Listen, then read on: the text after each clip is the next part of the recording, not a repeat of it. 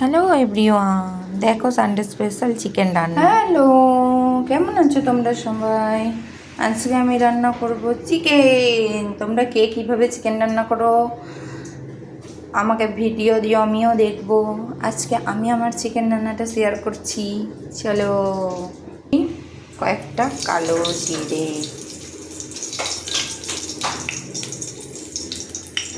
তারপরে দিয়ে দেব কুচিয়ে রাখা পেঁয়াজগুলো।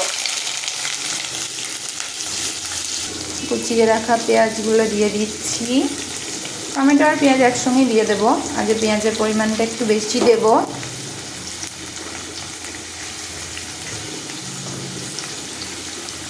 মশলাটা একটু কম দেব।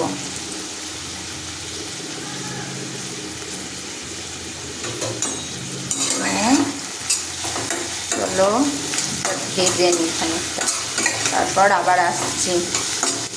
মধ্যেখানে দুটো আমি তেজপাতা দিয়ে দিলাম, সামান্য পরিমাণে চিনি দিলাম, একদম টেস্টটা বাড়ানোর জন্য। তো এটা একটুখানি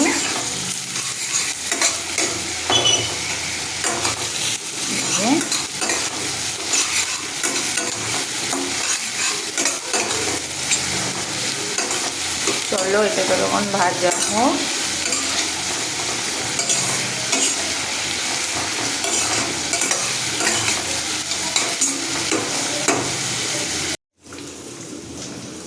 চিকেনটাকে মাখিয়ে নিয়ে ভালো করে।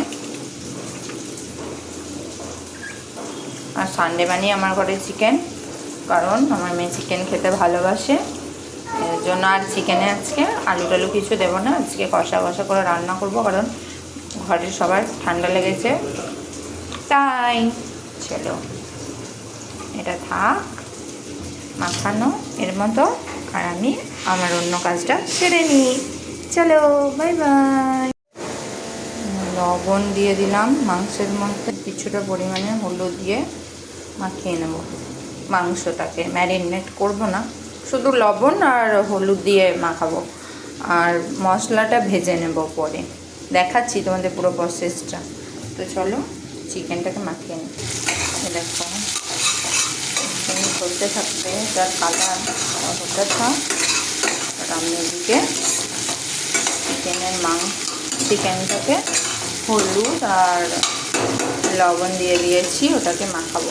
মাখিয়ে নিই ভালো করে।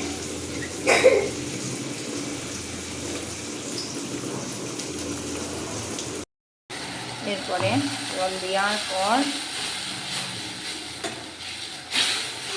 মশলাটা কষিয়ে নিই। চিকেনটা ঢেলে দেবো। আমি যেহেতু গোটা গরম মশলা দিইনি, তো সানরাইজের পিওর শাহি গরম মশলা এটাকে ইউজ করব হালকা। এই যে, আর গরম মশলা বলতে এই তোমার একটুখানি লাল লঙ্কার গুঁড়ো দিয়েছি, আর সাথে একটুখানি এই যে গরম মশলা দিয়ে দিলাম। এটাকে ভালো করে কষিয়ে রসিয়ে রান্না করবো আজকে। দেখি চলো পরে আসছি আবার। এই যে চিকেন ফ্রাই হয়ে এসেছে।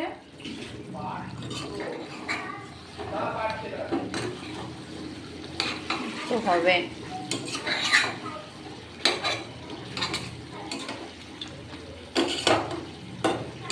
আজকে এটা কষা কষা করেই রান্না হবে।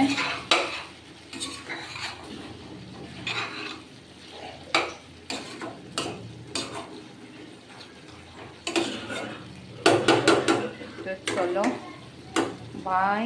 একদম লাস্টে কি রেজাল্ট হচ্ছে, এরপরে একদম লাস্টের রেজাল্টটাকেই দেখাবো যে কি আসলো।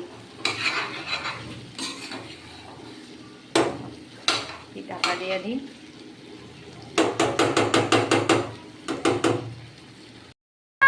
চলো ঢাকনাটা দিয়ে দিই, এই হতে থাক খানিকক্ষণ।